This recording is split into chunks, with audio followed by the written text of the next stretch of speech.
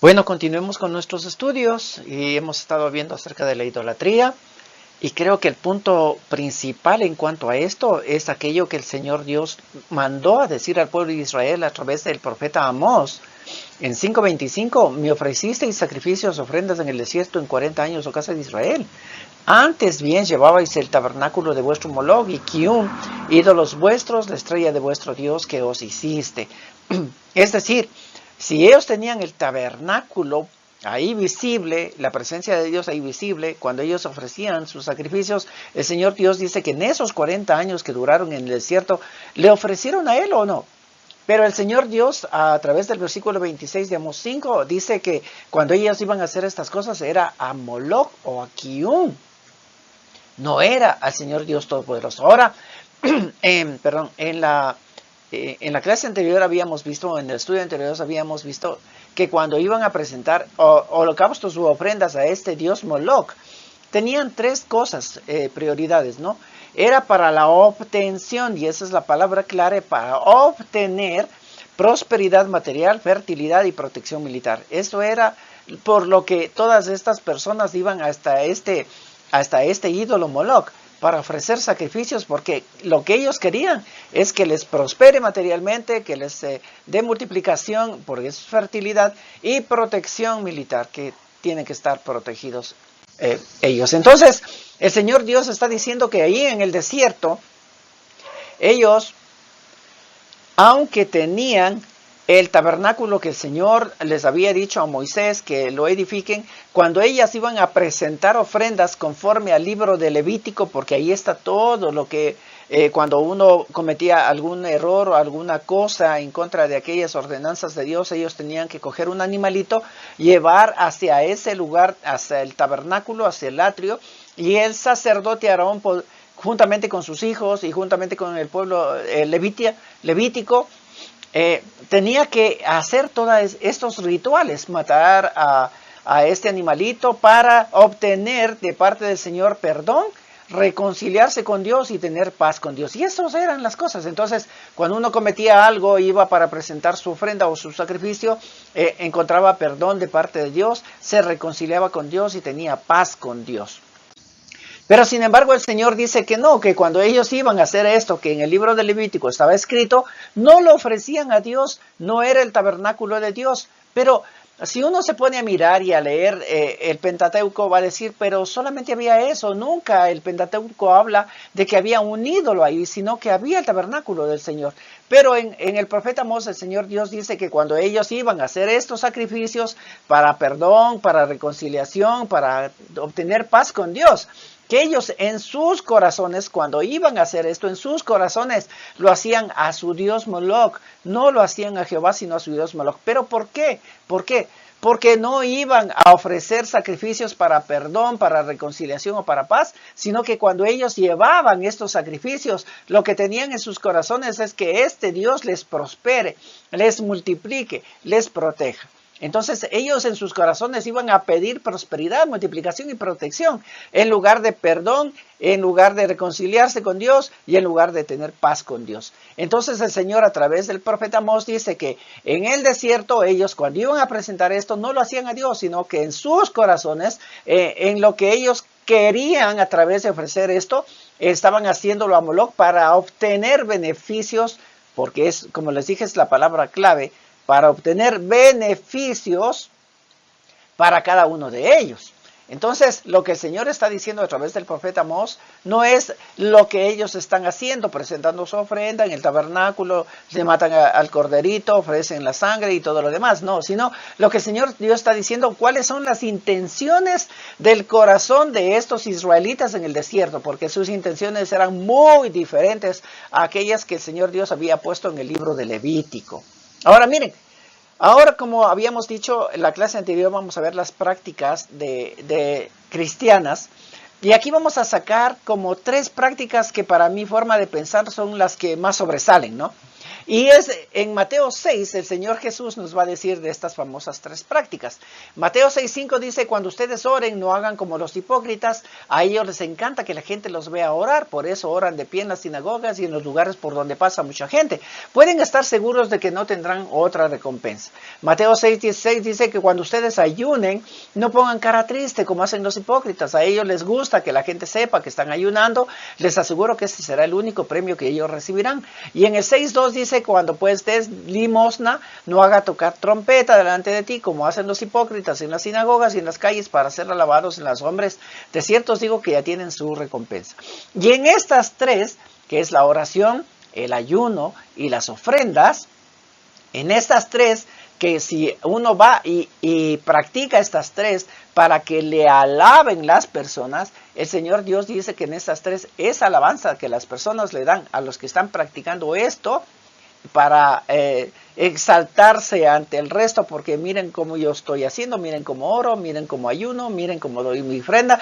Dice, ya tienen su recompensa. Entonces, no esperen ninguna otra cosa a cambio, sino que ya la tienen, ya la tienen. Entonces, cuando el Señor Dios nos va a enseñar a orar, el Señor Jesús va a ser nuestro ejemplo. Y tenemos que ver al Señor Jesús. Siempre hemos estado viendo en estas clases que el Señor Jesús es nuestro ejemplo. Así que vamos a empezar con la oración. Después seguiremos con el ayuno, después seguiremos con las ofrendas, pero ahorita vamos a centrarnos en la oración. Mateo 6:7 dice, y orando, no uséis vanas repeticiones como los gentiles que piensan que por su palabrería serán oídos. No os hagáis pues semejantes a ellos, porque vuestro Padre sabe de qué cosa tenéis necesidad antes de que vosotros le pidáis. Vosotros pues oraréis así.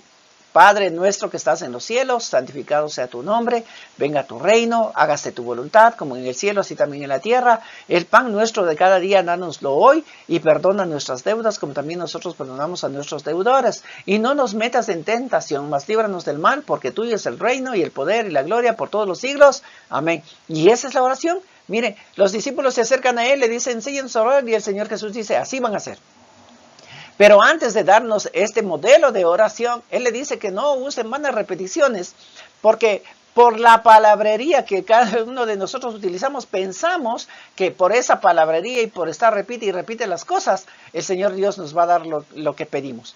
Sino que en el versículo 8 de Mateo 6 dice el Señor Jesucristo que el Señor Dios Todopoderoso ya sabe las necesidades que tenemos. Y aquí hay que ser bien, recalcar bien este punto, que son las necesidades que tenemos. Entonces, nos ha dado la oración, y miren la oración. Primero, exaltar el nombre del Señor Dios. Primero hay que tener en cuenta en nuestra mente que al que nos vamos a dirigir en nuestra oración, al Padre Todopoderoso. Y es el Padre nuestro, no es el Padre mío, no es un papá de uno solo, sino que es el papá de multitudes, de muchos, por eso es Padre nuestro. Y que hay que utilizar su nombre apartado de todo esto, porque santificado quiere decir apartado, apartado para algo. Y ese nombre que es el nombre del Padre Dios Todopoderoso tiene que ser respetado, porque es apartado. Lo vamos a hablar exclusivamente a Él. Y en el resto de la oración, el Señor Jesús lo que dice es que se haga la voluntad de Dios, que venga el reino de Dios.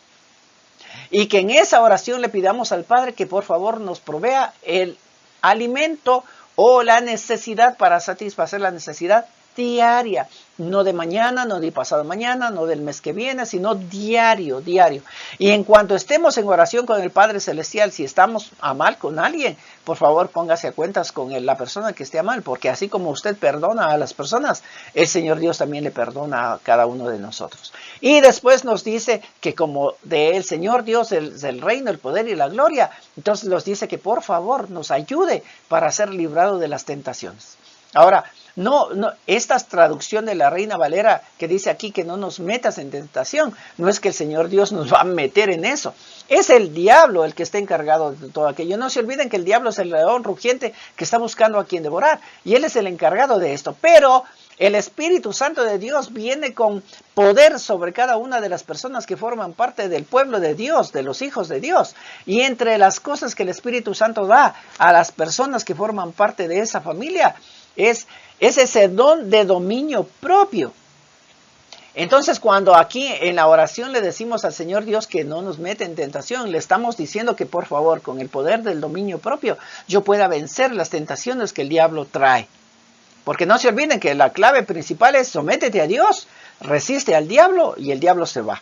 Entonces aquí, por las tentaciones que Él trae y traerá todos los días, que nosotros con ese poder del Espíritu Santo que tenemos, podamos vencerlo. Y por último le decimos al Señor Padre Dios Todopoderoso, que nos libre de ese maligno, de ese ser que viene para tentarnos. ¿Por qué? Porque el Señor Dios Él es el que le da la orden a Él para hacer cualquier cosa a cualquier parte, en cualquier parte. Y sobre todo a los hijos de Dios, no se olviden el ejemplo de Job. El diablo está con el Señor Dios allá arriba en el cielo y el Señor Dios le dice, bueno, yo te permito que hagas esto con Job. Hasta aquí te permito, más de eso no. Entonces, es el Dios Todopoderoso que tiene el reino, el poder y la gloria, aquel que puede decirle al diablo, hazlo o no lo hagas. Y nosotros en las oraciones que tenemos diariamente presentándonos ante Él, le decimos, por favor, líbranos de ese enemigo. Ahora miren, sigamos. En Juan 11:41, como digo, vamos a ver el ejemplo de nuestro Señor Jesucristo. En Juan 11:41 dice, entonces quitaron la piedra de donde había sido puesto el muerto, y Jesús, alzando los ojos a lo alto, dijo, Padre, gracias te doy por haberme oído. Miren, esta es la oración tan sencilla. Y esta oración tan sencilla está diciendo nuestro Señor Jesucristo cuando va a volver a la vida a un muerto. A volver a la vida a un muerto. Y miren la oración tan sencilla que hace, Padre, gracias te doy por haberme oído. Ya sabía que siempre me oyes, pero lo dije por causa de la multitud que está alrededor, para que crean que tú me has enviado. Ahora mire, cuando él está acercándose a la tumba con Marta y María, que son las hermanas de Lázaro, el que había muerto, él les dice, tranquilas, porque Lázaro no ha muerto, está dormido. Y cuando dice esto, que le va a ir a despertar toda la gente, porque aquí dice que había una multitud que le siguió, toda la gente se burla. ¿Cómo es posible? No puede ser.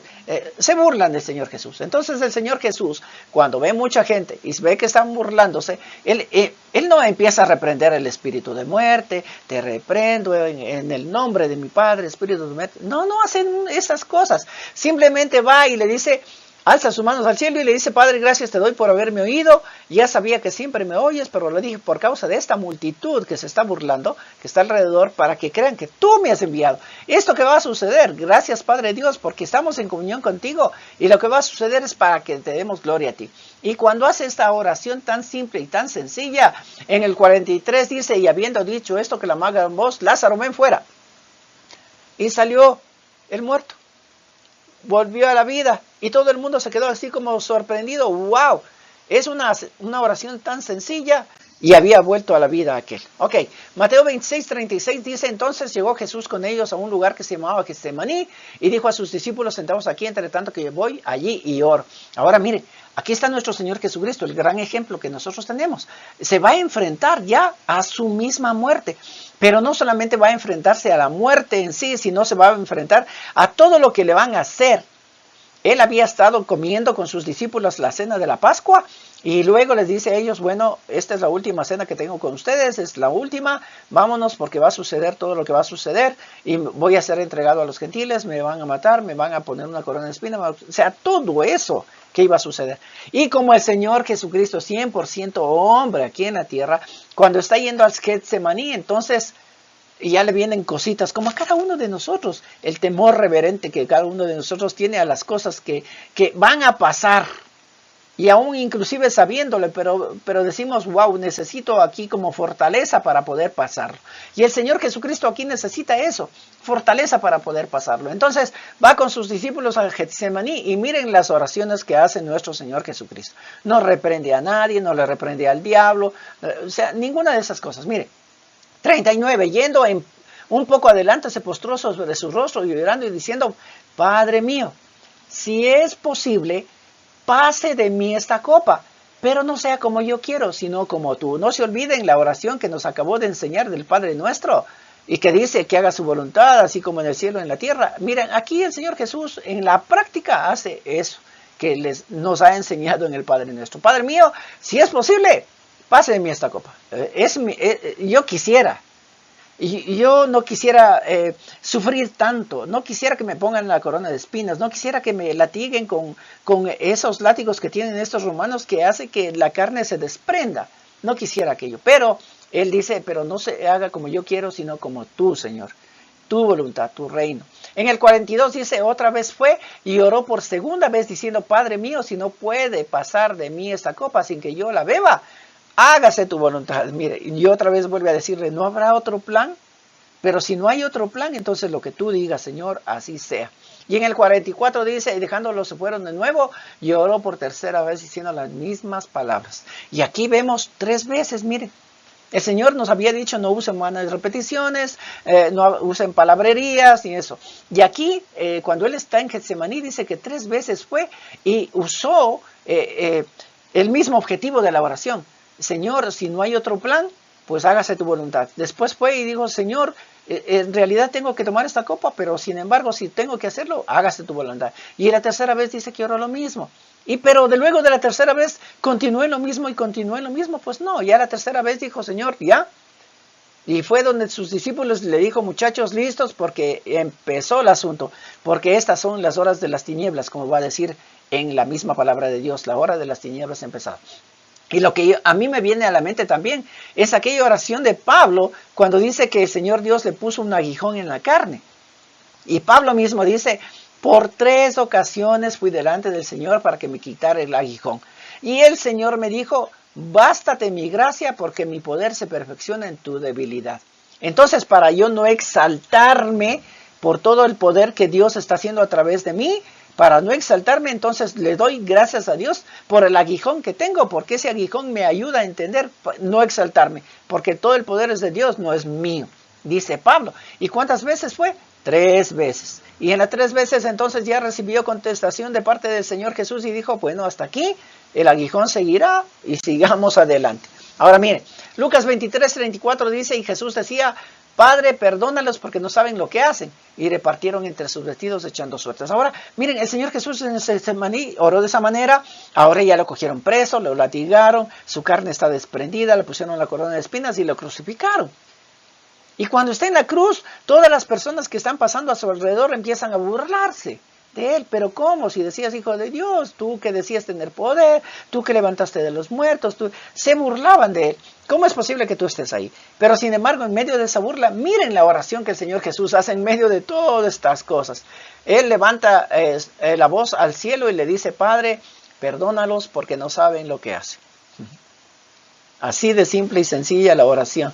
No reprende, no manda fuego, ya nos veremos cuando yo resucite. Ahorita se están burlando, pero cuando yo resucite ya van a... No, nada de eso. Sino que en el corazón del Señor Dios hay la oración que Él nos enseñó. Padre, perdónalos porque no saben lo que hacen. No se olviden que la oración que Él nos enseñó dijo, y perdónanos nuestras deudas como nosotros perdonamos a los que nos ofenden. Aquí el Señor Jesús está haciendo aquello. Mateo 27:46 dice, cerca de la hora novena, Jesús clamó a gran voz diciendo, Elí, Elí, lama sabactani, esto es, Dios mío, ¿por qué me has desamparado?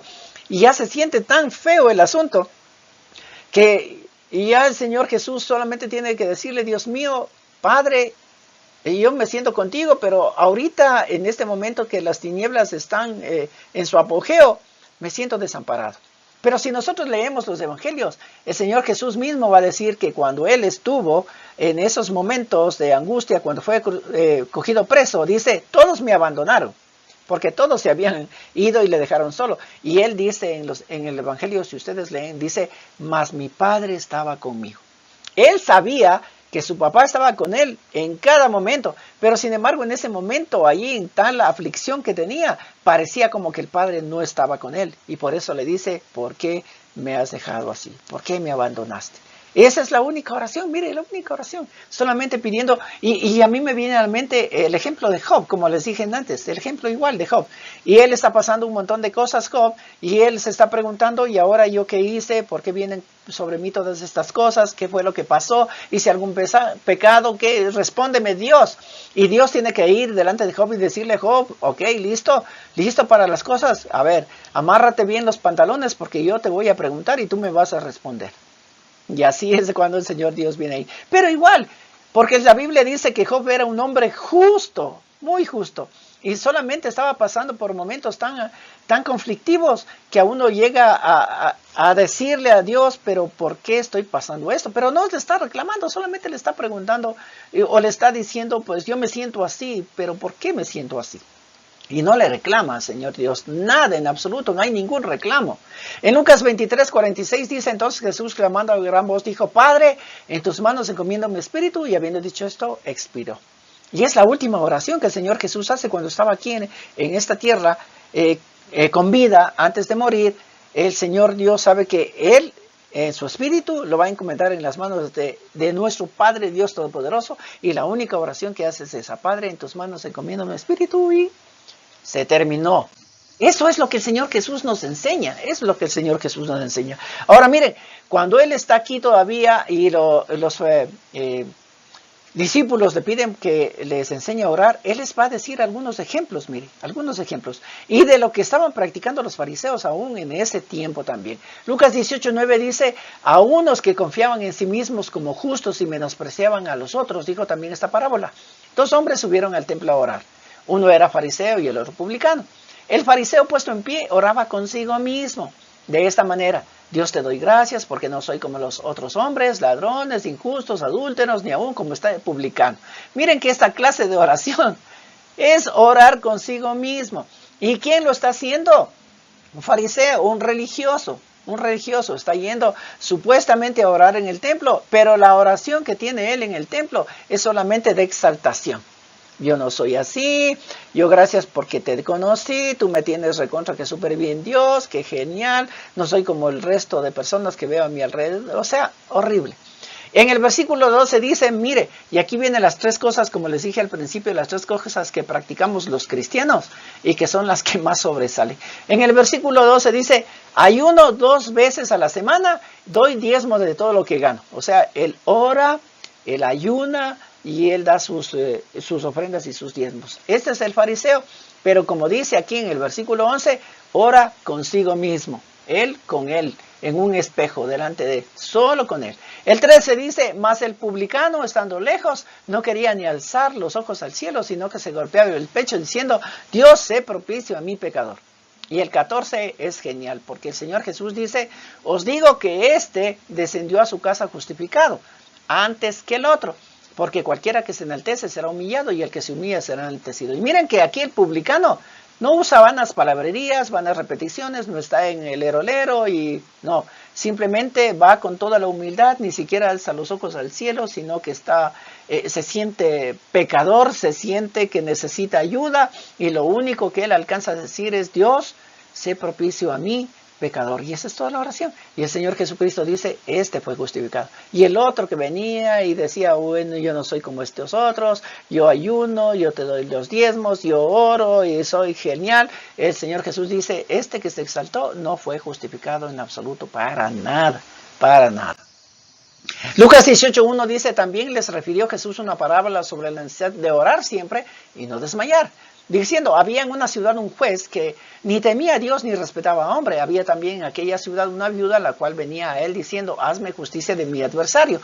Y él no quiso por algún tiempo, pero después de esto dijo dentro de sí, aunque ni temo a Dios ni tengo respeto a hombre, sin embargo, porque esta viuda me es molesta, le haré justicia, no sea que viniendo de continuo me agote la paciencia. Ahora, hasta aquí, del Lucas 18:1 hasta el 5, yo he escuchado que aquí sacan como conclusión de que uno tiene que estar pidiéndole a Dios de mañana, tarde y noche y no desmayar y ir delante de Dios, Dios necesito dinero, Dios necesito prosperidad, Dios necesito trabajo nuevo, Dios necesito un carro, Dios necesito...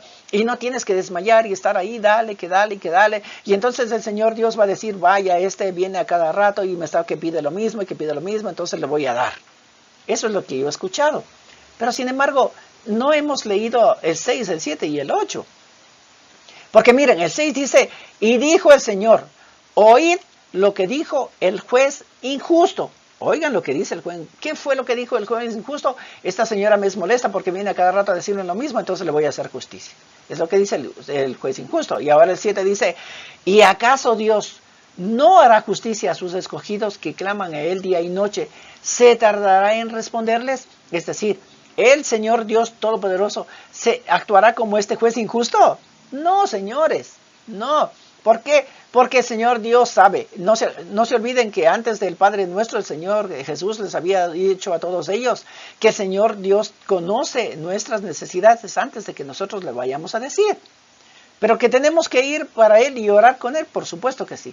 Pero Él ya sabe. Entonces, aquí dice que cuando uno esté pasando alguna injusticia,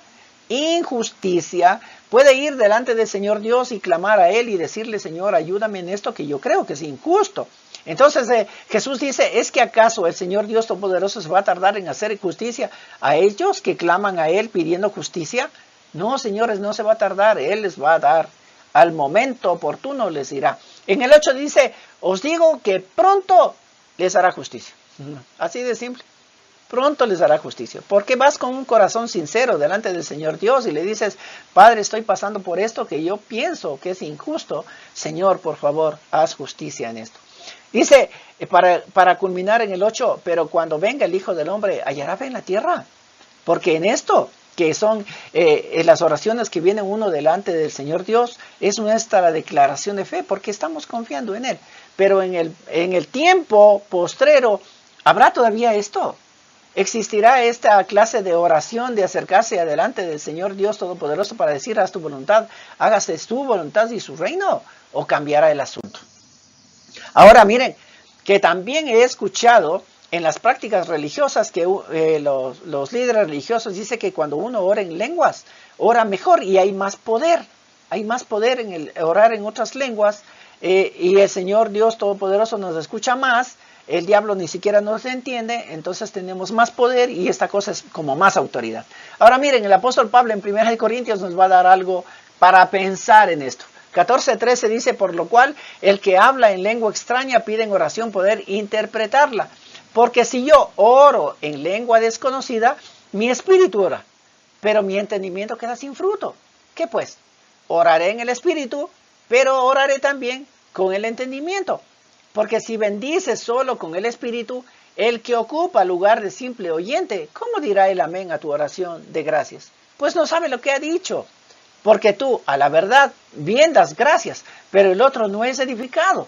Doy gracias a Dios que hablo en lenguas más que todos vosotros, pero en la iglesia prefiero hablar 5 palabras con mi entendimiento para enseñar también a otros que 10,000 palabras en lengua desconocida. Hermanos, el versículo 20 tendría que calar en nuestra mente. Hermanos, no seáis niños en el modo de pensar, sino sed niños en la malicia, pero maduros en el modo de pensar. Entonces mira, aquí el apóstol Pablo dice que habla en lenguas como nadie, pero que sin embargo el asunto de hablar en lenguas como uno va y ora, porque él dice oro en el espíritu, es decir, en nuestro ser interior, con el Señor Dios solamente, dice que mi espíritu se edifica. Él se edifica. Pero el resto de personas en la iglesia, en la congregación, no saben qué es lo que estoy diciendo. Entonces el apóstol Pablo dice, ¿cómo te van a decir amén a tu acción de gracias delante de Dios si nadie sabe qué es lo que están diciendo? Entonces, ¿no te parece que más bien tienes que decir y tienes que orar en lengua que todo el mundo conoce, te está escuchando y que todo el mundo puede decir, amén, sí Señor Jesús, así es, para ti todo el reino, el poder y la gloria? ¿No te parece que es mejor? Dice el apóstol Pablo. Así que ora en lenguas de acuerdo, pero cuando estés en multitud, por favor, ora en un idioma que puedan comprender todo el mundo, para que todo el mundo pueda decir amén a eso. Ahora aquí hay una historia de Elías y los profetas de Baal. Este Elías ha sido mandado por Dios para que pueda él matar a los profetas de Baal. Ese es el propósito. Entonces, para esto va a reunir al pueblo de Israel y les va a decir que van a hacer, van a poner sacrificios en 2 partes. Y en una parte va a estar solamente el profeta Elías y en otra parte van a estar los 450 profetas de Baal.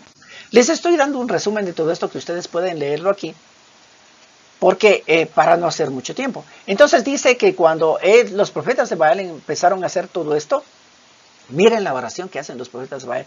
Dice que desde la mañana hasta la tarde ellos estaban que oran, que se dan brincos, que saltas, que se dan contra el suelo. Aún inclusive dice la palabra de Dios que se hacen cortaduras en su cuerpo. Y la palabra de Dios aquí en esto que ustedes lean va a decir que esto ya lo hacen porque eso acostumbraban a hacerlo. Es decir, cuando su profeta, estos profetas iban a Monte Baal, iban y hacían todo este relajo desde la mañana hasta la tarde, grita por aquí, grita por allá, salta, brinca, corre, y aún inclusive se hacen lastimaduras en su cuerpo. Entonces el profeta empieza a burlarse de ellos y decirle, oigan, tal vez este Dios de ustedes está dormido, hay que despertarles, griten más, hagan más bulla, hagan más cosas. Y dice que llegó el momento de ofrecer los sacrificios y como no hubo nada, hasta ahí quedó.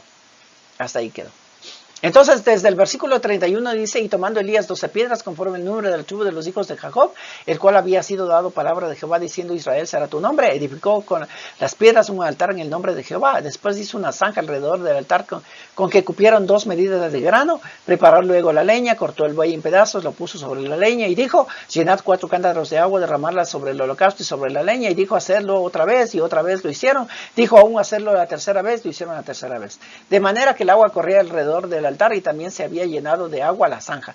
Cuando llegó la hora de ofrecer el holocausto, se acercó el profeta Elías y dijo, y aquí viene la oración, mire, no se olviden que los de Baal estaban desde la mañana hasta la tarde, dándose brincos contra el suelo, haciéndose cortaduras en su cuerpo y no pasó absolutamente nada. Tuvieron todo ese tiempo desde la mañana hasta la tarde. Ahora empieza el profeta Elías, construye todo eso y miren lo que va a hacer. En el 36 dice, Jehová, Dios de Abraham, de Isaac y de Israel, sea hoy manifiesto que tú eres el Dios en Israel y que yo soy tu siervo y que por mandato tuyo he hecho todas estas cosas. Respóndeme, Jehová, respóndeme, para que conozca este pueblo que tú, oh Jehová, eres el Dios y que tú vuelves a ti el corazón de ellos. Y punto. Eso es toda la oración. ¿Ve? No se olviden, en esta oración lo único que está diciendo Elías es que el Señor Dios le había mandado a hacer esto. Y como el Señor Dios le fue mandado a hacer esto, él está haciéndolo y él confía en que el Señor Dios que le mandó va a hacer lo demás. Y le dice, respóndeme. Y punto. El 38 dice, entonces cayó fuego de Jehová y consumió el holocausto, la leña, las piedras del pueblo y aún lamió el agua que estaba en la zanja.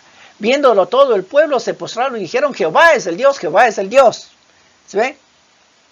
Todas estas oraciones, todas estas cosas, única y exclusivamente son para darle gloria y honra al Dios Todopoderoso, al Dios Todopoderoso.